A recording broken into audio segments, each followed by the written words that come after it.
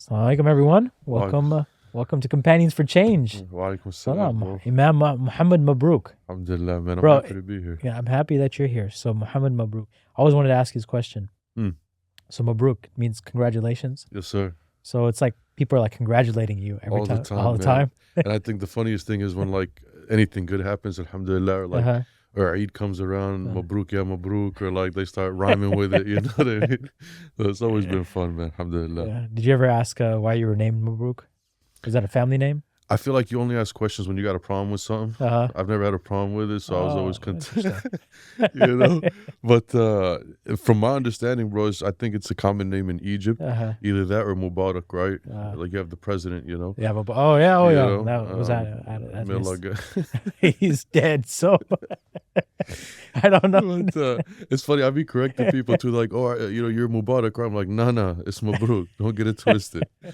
Do you follow Egyptian politics at all? No, not too much, bro. Really? I mean, just enough to stay informed. You know what I Okay. mean? But it's never like to the point where like I'm giving it my full attention. You know? Yeah. Um, There was a watch for sale the other day, a Rolex Datejust from the 1970s. It sold for $1 million. It belonged to Jamal Abdel Nasser. wow. Yeah, $1 million for his watch. Just how much is the watch actually worth? Probably like at that time when you bought it probably like 10 grand or something, 20 Yeah. grand. But simply because it's connected to his name, it made it up to $1 million. Yeah, That's insane, bro. yeah, it's definitely interesting. I mean, the watch sold for $1 million, but he was an interesting guy. He was Mm. a very interesting character. I remember when I was doing my undergrad, I went through this phase where I was studying public speakers, Mm. and I looked at all these different great people that were like public speakers, and Jamal Abdel Nasser was one of them. He was like, Mm. when his janazah happened, it was one of the biggest janazahs at that time Um, in the world. yeah. Like people from all over came and everything. Yeah, he was just charismatic. If you watch any of his speeches, the guy was like very charming. But yeah, I don't want to get into the politics. I don't know how it got here. So we were just talking before this. You've been Imam since you've been 20 years old. Yeah, a little over a decade now. Yeah. Alhamdulillah, man. How's that feel? It doesn't feel like a decade. Uh-huh. Alhamdulillah. Honestly, sometimes when I even look back at it, I'm like, it's really been that long. But Uh-huh. alhamdulillah, I just pray Allah accepts whatever I've done. That's the biggest thing, bro. Because we could do good, but what does it Yeah. matter if Allah doesn't accept? Yeah. How did it feel when you first put on the outfit? It's like, it's like, I don't know. It's like putting on a superhero cape. It's like one day you're just a normal person, Yeah. a kid, and next day you put on the outfit and It's people actually are surrounding you in the masjid. it's actually a funny story because when I first took that position in Temecula, Uh-huh. I was coming from working construction in Miami with Yeah. with my uncle. Oh, nice. And one of the board members that were interviewing me, they were like, so like, what have you been doing this whole time? Uh. And I was like, I've been working construction. And before I could finish, he goes, how do you go from construction to imam? Like, how does that work? Well, you got to deal with a lot of rough But, people in construction. definitely helped create some thick skin. But honestly, bro, Islam is something I've just always been attracted to, alhamdulillah. Okay. Studying, learning, and my father sent me at a very young age to study. Mhm. And I never Yeah. had intentions on being an imam, to be honest. Yeah. I remember when I studied, a part of me was just like, I need to go and convey this message. And then as I got a little bit older, a part of me was just like, well, this is to better myself. Obviously, it's the reality of seeking knowledge, right? Yeah. But subhanAllah, I was in such a situation, a position where I decided to take that route. Mhm. And Allah is the best of planners, bro. It's been a privilege. It's been an honor. Essentially, you're an ambassador for Islam, especially in a position like that. So definitely a lot of pressure, and a lot of correction of the intention, which is something I've always battled with, alhamdulillah. Yeah, that's the difficult thing, right? But it's almost like reciprocal, right? There's like this, I don't know if it's a hadith where if you lower yourself for Allah, Allah elevates you, right? It's like, Definitely. there's almost like a correlation. People don't see that, but Yeah. the more you work on your intention, the more you actually grow. SubhanAllah, man. That's so true, bro. And anytime I found that I've made my intention for Allah, Mm-hmm. I find that Allah shifts pieces and moves pieces just in whatever my affairs are, it's just being handled. Yeah. You know what I mean? And that's the beautiful thing about it all. But it's just, alhamdulillah, it's been a journey, bro. It's been a journey. May Allah accept, you know? Alhamdulillah.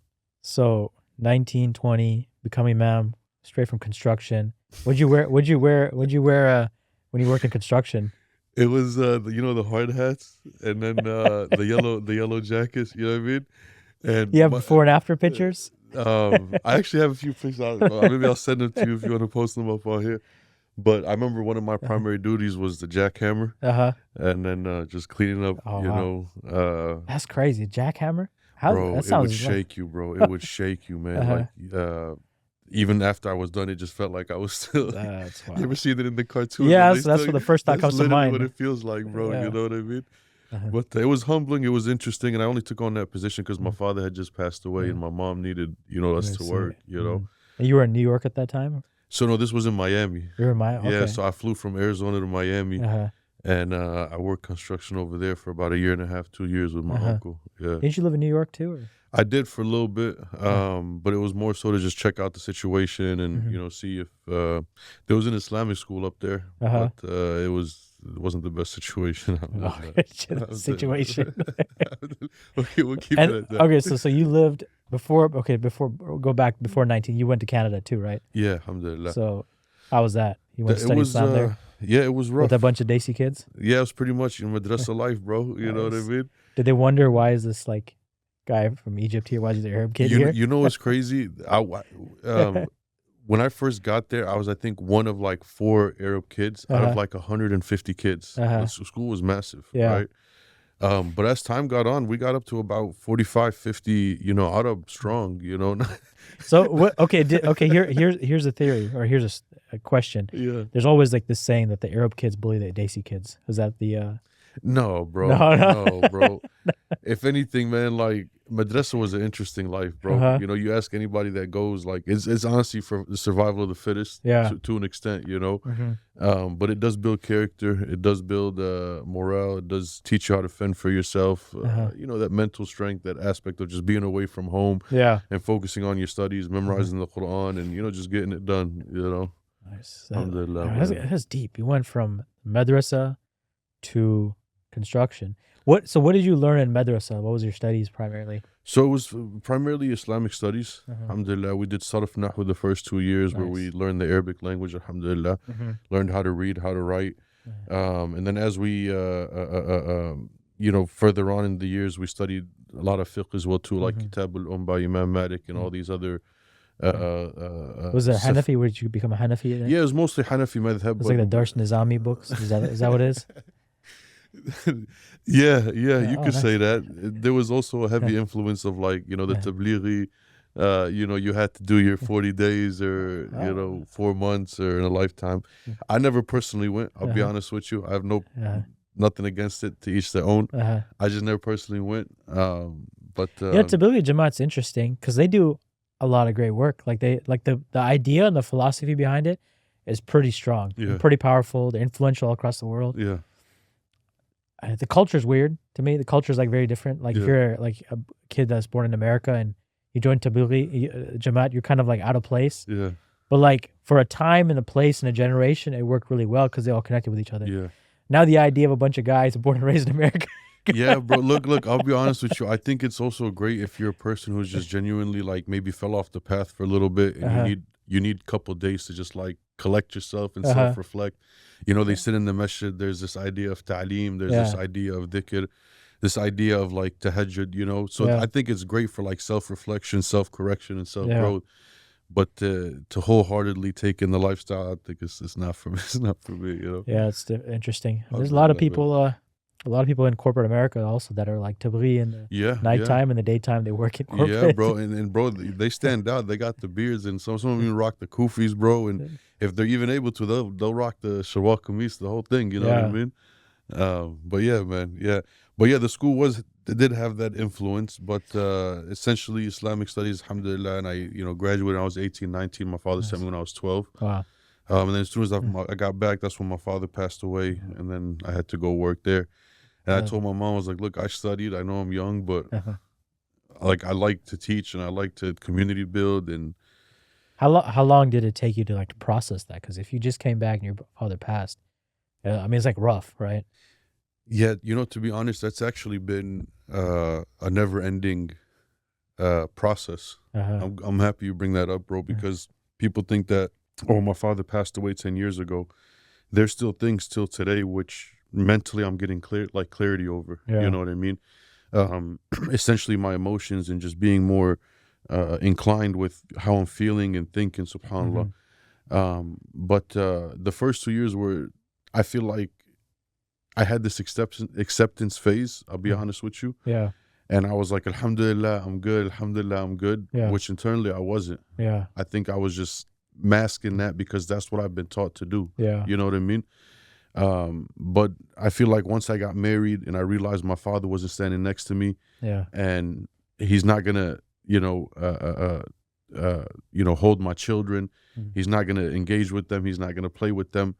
There was just like this new level, like this new wave of depression that hit, this new wave of like anxiety that hit, So alhamdulillah, I feel like it never gets better, but it gets easier to deal with. I don't know if that makes sense.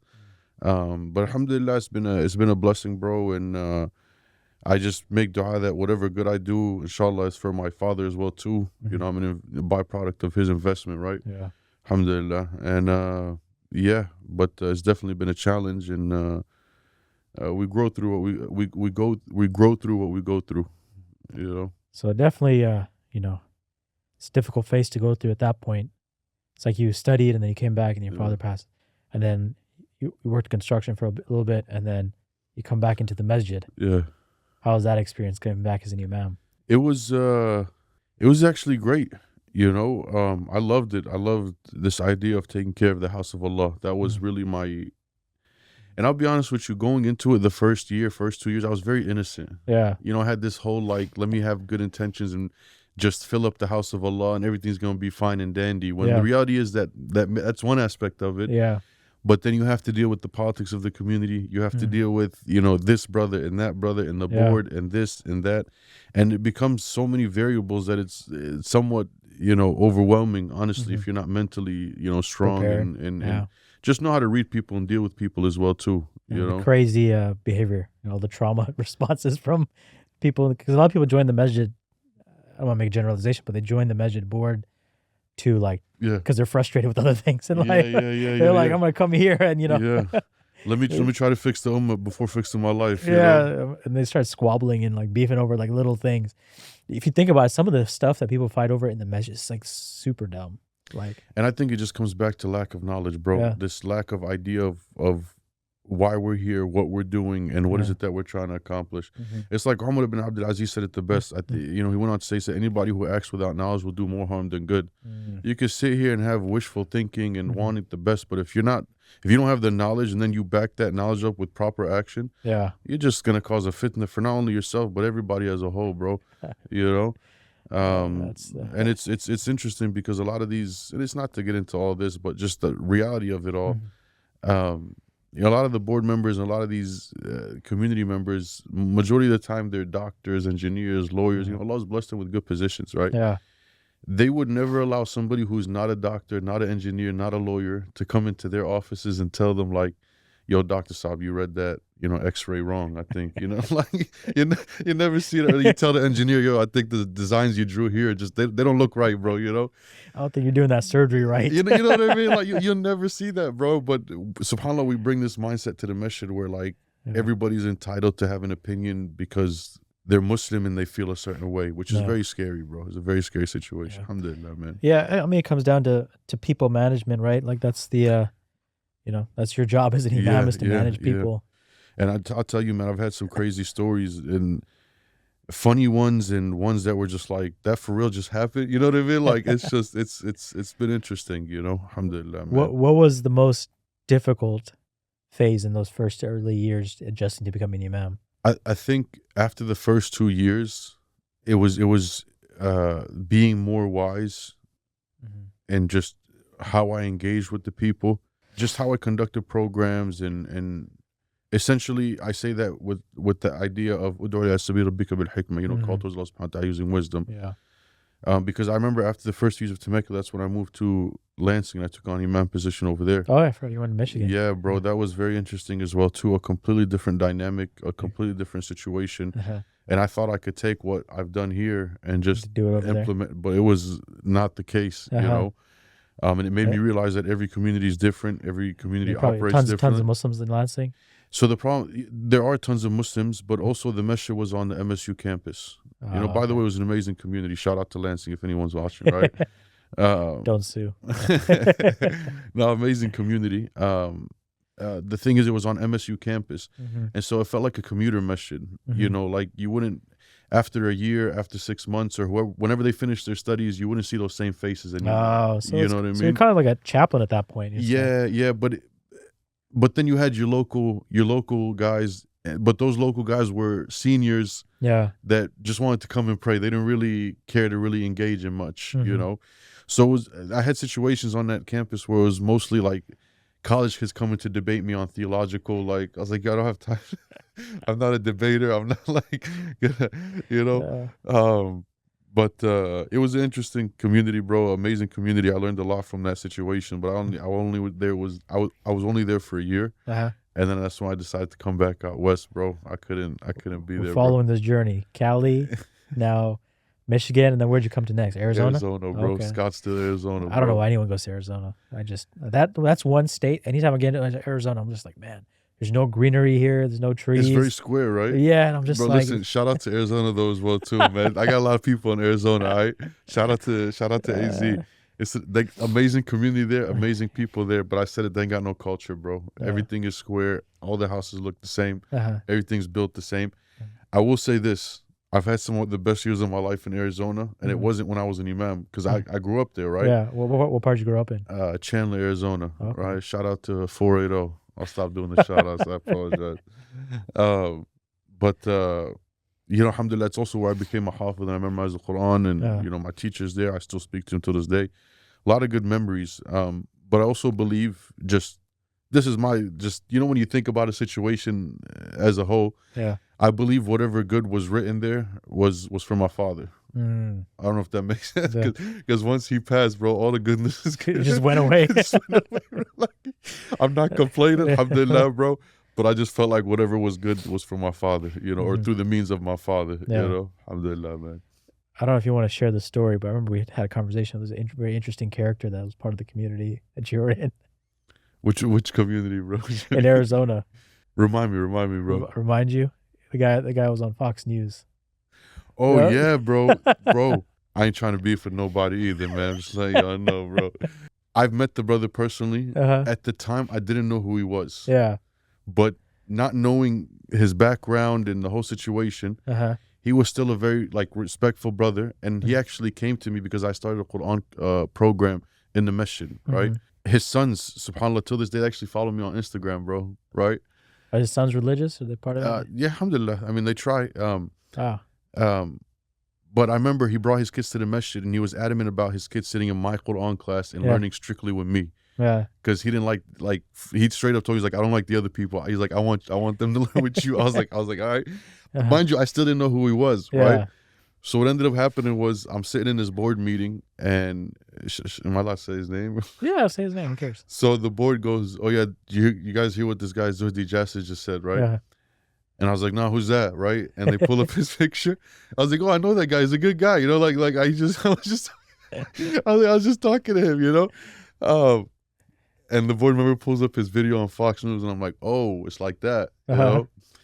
So I was like, look, I'm not going to get involved. Whatever he does outside the masjid, may Allah guide him. As long as he doesn't bring the drama into the masjid. I'm like, it's right. Like, what am I going to do? Go fight the guy? Right? Like, khalas, if anything, Allah has exposed him for who he is, and that's what it is. Yeah, he's part of a group. There's a lot of Desis like that. They make money off of this stuff, and that's like not their personal thing. Bro, I don't think he's Desi. I think he's Arab, bro.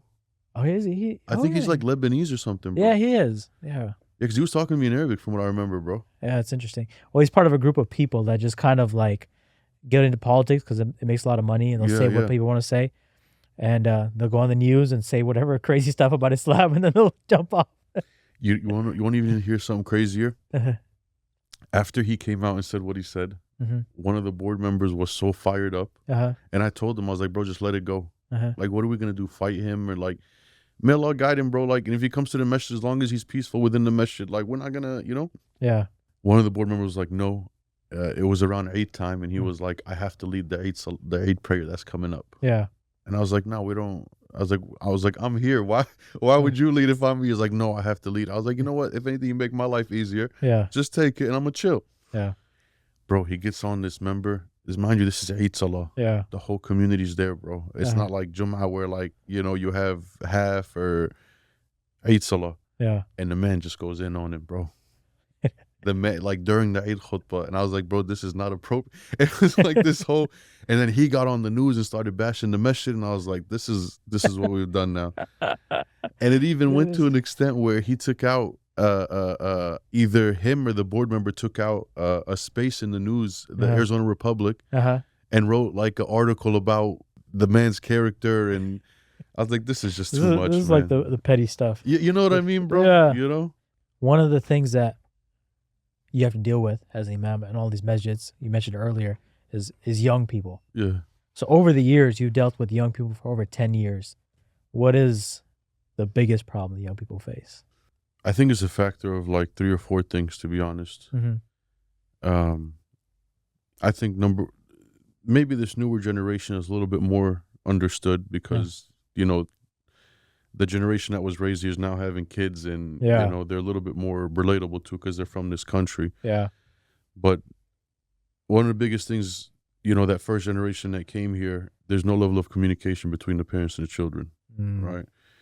The parents just expect the kids to understand and move and operate a certain way. And the kids are just like, yo, we're in a completely different territory. We can't move the way y'all used to move back home. You know, that's the first thing. Second thing is, and I know this is going to sound cliche, but lack of love within the household. Kids come to me and I tell them simple stuff like, yo, I'm proud of you, bro. And he'll look at me like, proud of me? What did I do? You know what I mean? But like that acknowledgement, that love, that, you know, that level of just like, yo, son, I'm proud of you. Yo, girl, you know, my daughter, I'm proud of you. There's nothing. And when you don't get it in your house, people get it from other places, right? Exactly, exactly. And they can be easily influenced that way as well, too. We have to be very careful in that sense, too. And I also think in this last part, and this is the third point I wanted to make, was because of the parents' lack of understanding when it comes to Islam, I really feel like they've made the kids somewhat, the deen has been made hard for them, and almost they hate the deen to an extent, you know, or feel somewhat repulsed by it because everything's haram. Yeah. You know? And it's just control. It's a lot of parents trying to control their kids' behavior. And so what I try to do is when they come to me for advice, or when they come to me and I can just genuinely see that they're down, or like they just need somebody to talk to, I feel like my job overall as an imam is to try to relate to the people, which I feel like I can because of what Allah subhanahu wa ta'ala has put me through, alhamdulillah. But above all, motivate, inspire the people back to Allah subhanahu wa ta'ala, and just be a means of light ultimately, you know, bi-idhnillah, with the permission of Allah. And ultimately, if I could affect one person and push him back to Allah, I've done my job, bro. You know? What about drugs? Drugs, people doing less drugs, more drugs these days? More drugs. More drugs? More drugs. What's Bro, believe it or not, I was counseling a kid one time, and he pulls out a J. He's like, do you mind if I just spark up and we just talk about this? And I'm just like, ya Allah, you know? But that I've even caught kids, bro, coming out of the masjid. I'm coming out of the masjid and I'm walking to my car. Yeah. And, you know, he's rolling up in his car, and I'm looking at him. He looks at me. He's like, yeah, it's kind of wild. The whole idea of that happening in a Middle Eastern country or South Asian country, or any Muslim country, would be kind of strange. Someone coming to the masjid and they got a blunt in the car, right? Yeah. But the reality is, these kids, it just comes back to what I was saying before. When they lack a person to talk to, when they lack a person to, lack of love, lack of empathy, lack of, you know, acknowledgement for the things that they've done, when they lack that proper guidance when it comes to the deen, they're gonna try things to fill in those voids of just comfort. And this is where drugs come into play. What's wrong if I try it?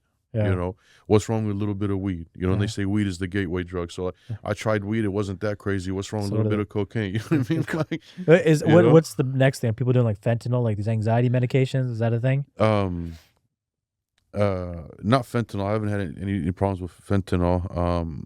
What I've heard about fentanyl is that many young people will buy these pills, they're anxiety pills, mm, and they're made with fentanyl, mm, and that's what's like messing them up. subhanallah, man. Yeah, I did read about that as well too. What's that other anxiety medicine? Xanax. Xanax. Yeah. That's a big one, bro. It Mhm. just gets passed around Are the people more community. anxious these days? I think so, and I think it's because of the way technology has, Mhm. and has gone, and the way society has gone, and you gotta make a dollar, bro. Mm. You gotta. We're in such a society where everyone's competing, everyone's comparing, everyone's like, this guy just got married. I need to hurry up and get married. This Yeah. sister just found her love. I need to find my. Everyone is just, Yeah, and when you live in such a society, bro, everyone's always unhappy. yeah. Everyone's always comparing. And that's why even the Prophet ﷺ said, "La tanzuru ila man fawqikum, walakin Mm. anzuru ila man don't look to those Mm. people who have more than you, because it's only Look going at to make pe- you ungrateful. Look look to at those people people. who have less than you, and makes you appreciate what you have, And bro. if you think about that, the vast amount of the world doesn't even have clean drinking water. SubhanAllah, man. It's like we have clean drinking water. That's like, that's more than the majority of the world. Literally. Food, SubhanAllah. most people don't have food. Mm, We have an abundance of food. yeah. So, And I remember, I was recently speaking to somebody, and we were in a group talking as individuals, right? And mhm. one brother was just venting about life, right? Uh-huh. And as he was venting about life, I'm just gonna call him the OG. He was like an older gentleman, you know what I mean? Uh-huh. He goes on to tell the individual, he was just like, "Look, bro, I've operated and I've established a mindset that everyone around me has a worse situation than I do. Mhm. And by establishing that mindset, I'm just in a state of shukr, bro." Sure, but bliss all the time. And he goes, even if I don't know their scenario, I try to come up with a scenario that's worse than mine Yeah. to comfort myself. Mhm. Because it's unfortunate. Sometimes when somebody has worse than you're like, all right, like it's not this. Yeah. Yeah, You that's know? that's the mindset, and I've seen this with so many people who have that ability to have shukr, is that once you're in that state that you have more than everybody else, you want to give more to others because you're just like, SubhanAllah. man, everyone out here is struggling. Even the people that are rich are struggling, right? Yeah. It's not a financial thing. It's just Everyone's people. got problems, bro. Yeah. Everyone's got problems. Yeah. There's no one free of problems, Even bro. Trump has problems. Problems, bro. Like, you know, My last question to you is, what's your biggest piece of advice to young people growing up these days in college? don't overthink life. Take it one day at a time, 1 hour at a time. Don't think too far ahead. You're only going to get anxiety. Don't think about the past. Whatever decisions you've made are done. It's only going to cause you to become depressed. Yeah. Focus on the now. Come up with a game plan. Please Allah subhanahu wa ta'ala first, and everything else will fall into place, You inshallah. can put that on a Hallmark card. That's crazy, bro. You better get me to sign it, though, yeah. I appreciate you, bro. Appreciate you joining us today. I Take care, bro. appreciate you having me, bro. This was amazing, bro. Jazakallah khair, man. Jazakallah Alhamdulillah. khair.